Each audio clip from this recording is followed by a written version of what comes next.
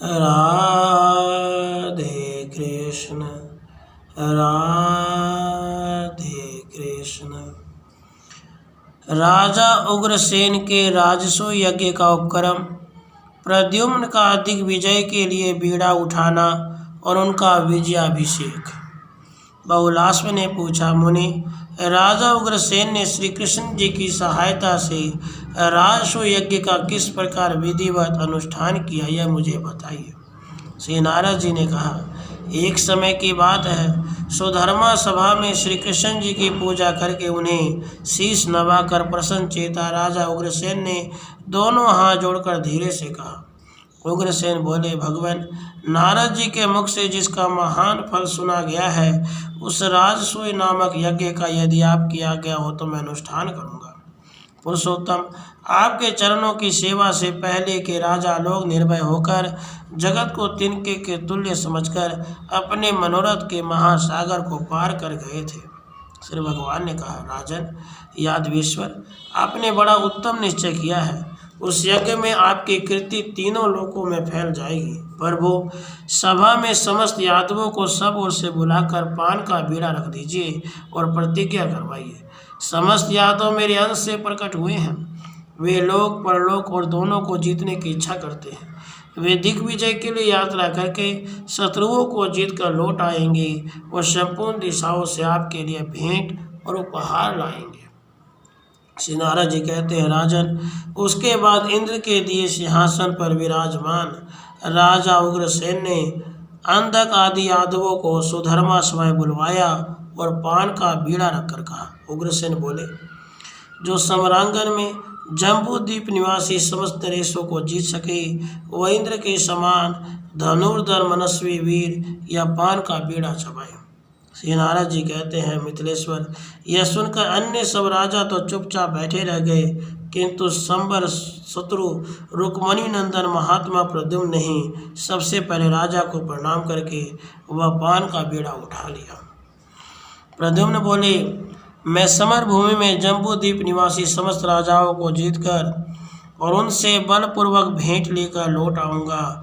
यदि मैं यह कार्य न कर सकूं तो मुझे अगम्य स्त्री के साथ गमन का, कपिला, गौ, ब्राह्मण, गुरु तथा गर्भस्थ शिशु के वध का पाप लगेगा। श्री नारद जी कहते हैं, राजन, सम्रारी प्रद्युम्न का यह वचन सुनकर समस्त युद्धपति बहुत अच्छा कहकर साधुवाद देने लगे और उन सब के सामने ही यदुकुल तिलक प्रद्युम्न ने ही दिग्विजय का बीड़ा उठाया।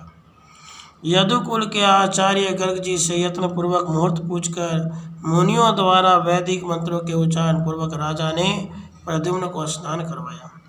सौम्य उग्रसेन ने प्रद्युम्न के भाल में तिलक लगाया, तब भेंट देकर समस्त यादव युद्धपतियों ने सबको नमस्कार किया।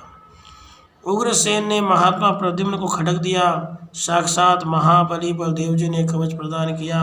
श्रीहरि ने अपने तुनीर में से खींचकर अक्षय बाणों से भरे हुए 2 तरकस दिए तथा अपने श्रांग धनुष से धनुष उत्पन्न करके उनके हाथ में दिया।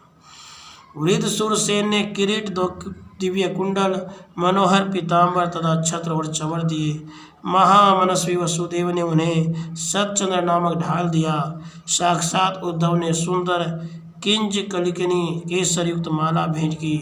अक्रूर ने विजय नामक दक्षिणावर शंख दिया और मुनिवर गर्गाचार्य ने श्री कृष्ण कवच नामक यंत्र बांध दिया। उसी समय लोकपालों सहित देवराज इंद्र मन में कौतुक लेकर आ गए। ब्रह्मा, शिव और देवर्षिगण भी वहां पधारे। शूलधारी शिव ने प्रद्युम्न को अग्नि के समान तेजस्वी त्रिशूल दिया।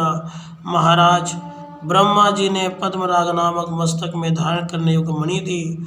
वरुण ने 5 शक्तिधारी स्कंद ने शत्रु विनाशिनी शक्ति, वायु ने 2 दिव्य व्यजन और यमराज ने यमदंड दिए। सूर्य ने बड़ी भारी गदा, कुबेर ने रत्नों की माला, चंद्रमा ने चंद्र कांतमणि तथा अग्निदेव ने परीख प्रदान दी। पृथ्वी ने 2 वेगमयी दिव्य पादुकाएं दी तथा वेगशालिनी भद्रकाली ने प्रद्युम्न को माला भेंट की। इंद्र ने महाता प्रद्युम्न को सहस्रों ध्वजों से सुशोभित महादिव्य रत्नमय विजय दिलाने वाला रथ प्रदान किया। उस समय शंख और दुदुमिया बजने लगी, ताल और वीणा आदि के शब्द होने लगे। जय जयकार की ध्वनि से युक्त मृदंग और वेणुओं के उत्तम नाद से तथा वेद मंत्रों के घोष से वहां का स्थान गूंज उठा। मोतियों की वर्षा के साथ खील और फूलों की वर्षा होने लगी। देवताओं ने प्रद्युम्न के ऊपर पुष्पों की झड़ी लगा दी। इस प्रकार श्रीकृष्ण संहिता में विश्वजित खंड के अंतर्गत श्री नारद बहुला संवाद में प्रद्युम्न का विजयाभिषेक नामक दूसरा अध्याय पूरा हुआ। राधे कृष्ण, राधे कृष्ण।